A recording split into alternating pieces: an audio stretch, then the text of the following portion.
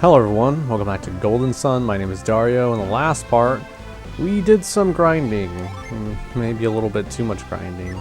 And in this part, we're going to be going through Goma Cave, so we can get to the other side and reach Bilibin, one of those places, I don't know. Goma Cave is already open, so we're just going to charge right on through.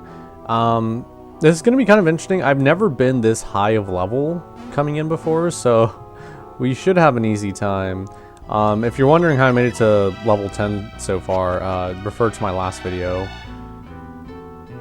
And, you know, you'll see how. Alright, let's see our strength. Let's see how we do this. Okay, that's pretty good. It's pretty good. I'm impressed. Goma Cave is pretty much the first...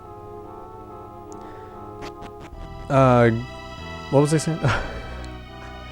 Goma Cave is pretty much the first, like, actual dungeon of the game, I guess. Well, okay, I wouldn't say dungeon, but, you know, cave, dungeon-ish type area, as obviously.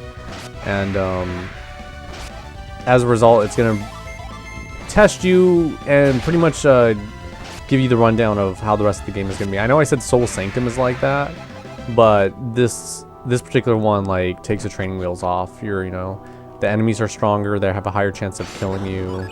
So, but luckily it's not going to be anything too terrible. I know I'm kind of just running through it right now, but that's because I'm a higher level, as I said, and because the puzzles are relatively simple. You get a chance to use your synergy in creative ways. And we got a lucky medal, which we're not going to be able to use for quite a time. We have to get to Tolby. Or is it Tolby or Kale? Kale was the place that Ivan's mentor is from. Hammett, Master Hammett. So, either way, we're not going to be seeing those places probably for another 10 parts, if I'm lucky. Look how much damage I'm taking, like... It's nothing. That's so cool. Like, maybe for the Let's Play it's kind of lame because, like, there's no threat or danger. But I don't know. For me, it's so interesting to play this game after so much time, and there's still something new to come out of it. I think that's one of the best things about RPGs in general. And as you can see, us pushing down that totem knocked it down and gave us a step here. So I'm not gonna lie to you. At the time of recording this, oh look, it's Barrett. I don't know if this is actually supposed to be a reference to Barrett, but to me it always looked like it was. Obviously the man in the middle. On the right over there is a Mars Jinn, the first of the game. Forge, I believe it's called. I think I skipped it though, so we're gonna run back real quick. But what I was gonna say before was that I'm not gonna lie to you. Okay, I don't know why I'm admitting anything. Like, I mean, it's more of just like I just got home from work and, you know, I was just sitting down relaxing. I was like, you know what? I'm really in the mood to play Golden Sun right now. Like, I'm in the mood to play like an RPG out of nowhere. So, but here I am, just, and see, that's what I really love about the way I have things set up, is that, like, I could just plug things in and then boom, just get the game started. And as far as I remember, there are no night areas in this game. Like, everything you encounter in this game, like all the outside areas and stuff, is always daytime. It's not until the sequel that's when you run into some areas with, like, the moon that's out and stuff. I really wish more RPGs though had dynamic time. Like, that was something that I really loved that the Pokemon series did, and then they took it away for a bit and then brought it back. It's still sort of relevant now, but I still wish more games did it. So let's see what Barrett says over here. Did you see that strange something over there? I fought it, but it fled. When I returned, I saw it again. I wonder if it likes this place. Okay, Barrett's supposed to be Mr. T. I don't know what accent I was doing there. Like, hold on, let me try again. Hey, fool! Did you see something? Okay, you know what? I tried. Let's see what his mind read says, just for fun. Oh yeah, select. I thought I set mind. Oh yeah, he left the party, so let me just set mind read to that again, just to give us some funny text review. It just whacked me in the head and ran away. Next time I see it, I'll be the one doing the whacking. Yeah, I'm sorry. I feel like that's offensive in some way. I don't know.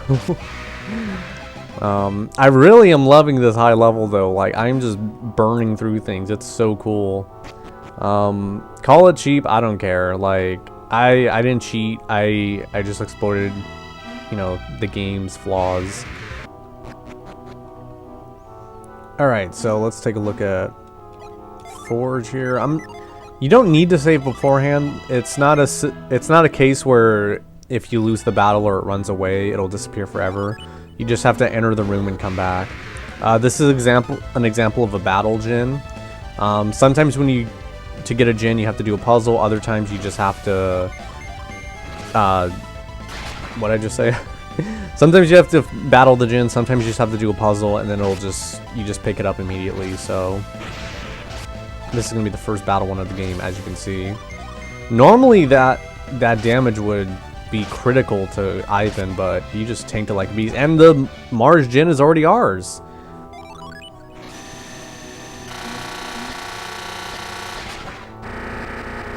Just all that fire just falling into our face right now. The Mars Gin Forge joined Garrett.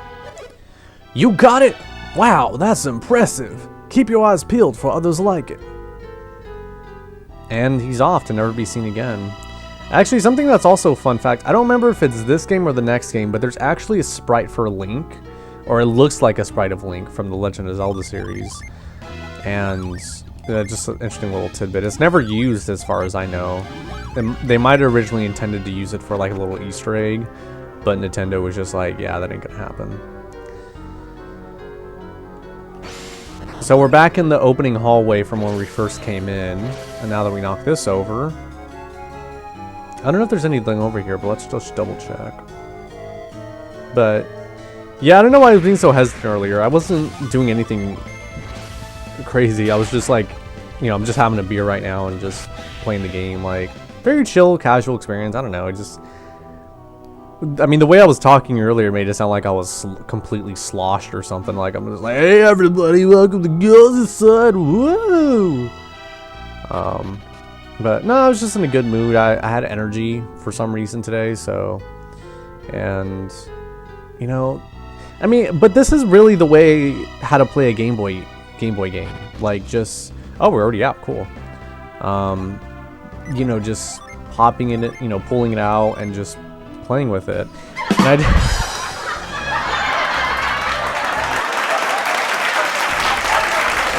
okay, I realized how that might have sounded.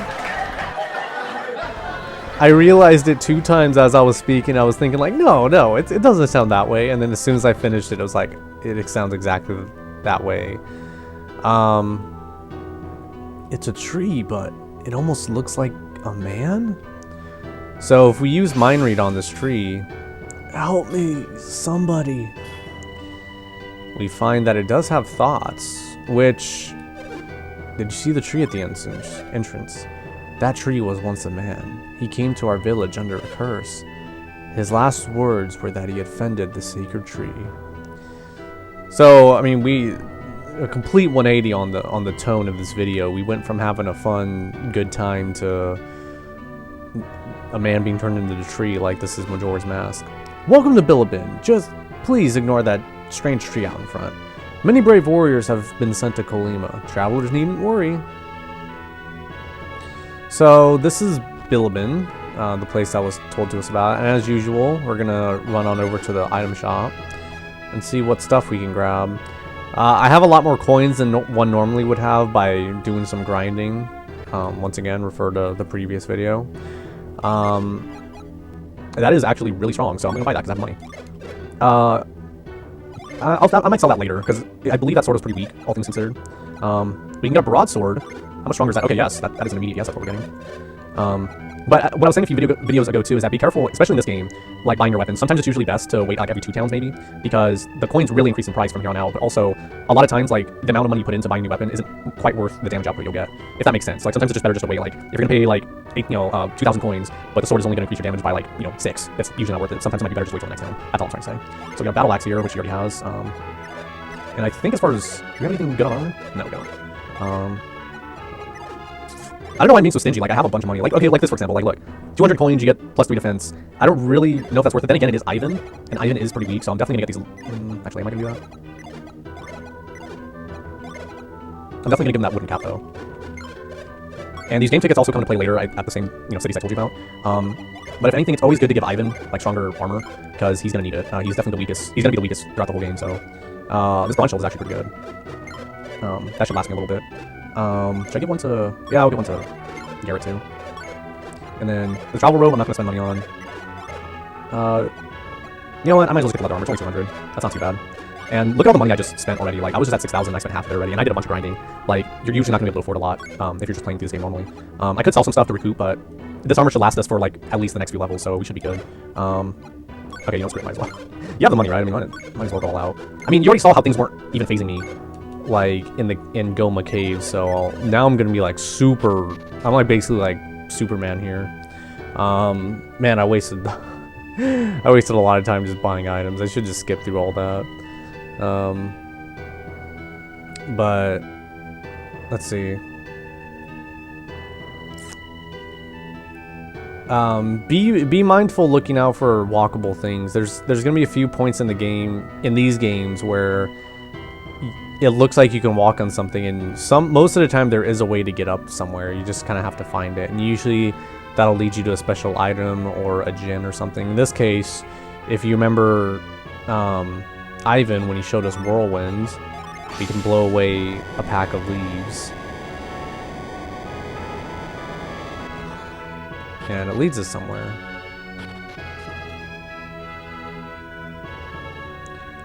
So I didn't show it, but there's actually a Jupiter djinn on the right there.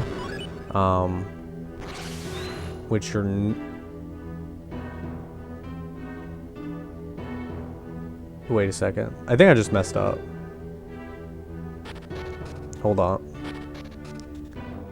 So... Let me just run over here real quick. Let's try pushing this way. Yeah, see, there's the Jupiter djinn. And... Oh, I did screw up. Dang it. Wow, what was I thinking? Hold on. McCoy's hidden warehouse. Do not enter. Maybe I have been drinking too much. So we're normally not able to get it through that way, but if we come this way and move the statue, then we should just be able to hop across. I usually actually push the other statue and then figure it out that way, but I actually did things backward this time. I wasn't, like, trying to play stupid, like I actually forgot. Yeah, there we go, there we go. Oh, okay. I was kind of far away to interact with that. But this is the Jupiter djinn, our first of the game for Ivan. And let's see. Let me show real quick the stat boost we'll get by doing this. Garrett usually has the highest HP when you do your, whenever a playthrough happens. He usually ends up getting the highest. Sometimes it doesn't happen. As I mentioned, RNG really affects things.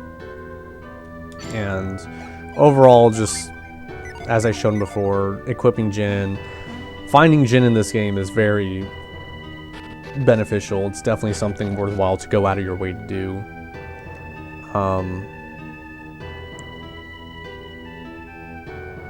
So let's just run about town and see a little bit. I hear a large group crossed over Goma Range, heading towards Emil. What does she say? You must be mad. It's almost winter and you're going to Emil? Ever since that man turned into a tree, everyone has been too scared to go near the town's entrance. He begged for help as he turned into a tree, but no one would help him. Is that how all grown-ups are? Is it true that a mountain exploded on the other side of Goma? The sky was brilliant red that day. It's a beautiful sight. I want to see that pretty sky again. Lord McCoy has been quite frightened since the incident. Everyone gets worried when town leaders get scared. I wonder if we could still rely on Lord McCoy. I could actually just sit here and kind of just read all this dialogue, but it's going to get quite repetitive, so I apologize in advance. I'm not going to read all of it, just a little bit. But it's once again, it's quite fascinating. I've never really did much of the mind reading. When spring comes, I want to go see that angelic Mia again.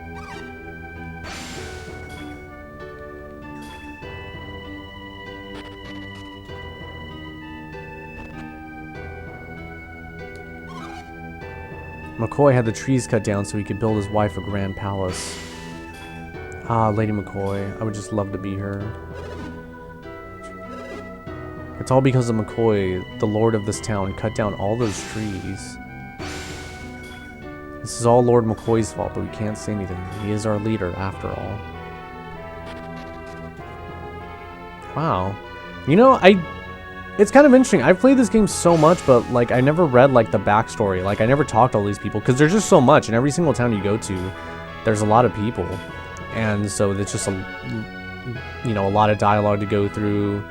You know, you want to get to the action as fast as you can, but taking the time and slowing down and reading all this stuff is kind of fascinating, because it does fill you in on what kind of world this is. I know the guy who turned into the tree. I remember his clothes. He seemed so happy and then he turned into a tree. What if that happened to me? How are people doing in Colima? I've been worried. I can't imagine that everyone in Colima turned into a tree, but... Alright, so we're all... Oh, let's see what these old people say. The road to Colima is blocked now, as per Lord McCoy's orders. No one would dare go after what happened last time. No, we haven't tried heading southeast. The road is blocked, so you might not as well even bother. I heard they put up a massive barricade. I think that'll about do it for this part. If I recall right, if I go north, I think a cutscene's gonna happen. But we made some pretty good progress today. We got 2 new Jinn for Garrett and Ivan, and we made it to the town of Bilibin, and we're gonna figure out what's kind of going on with this town and with the area called Colima. Thank you guys for watching, and I'll see you next time. Take care.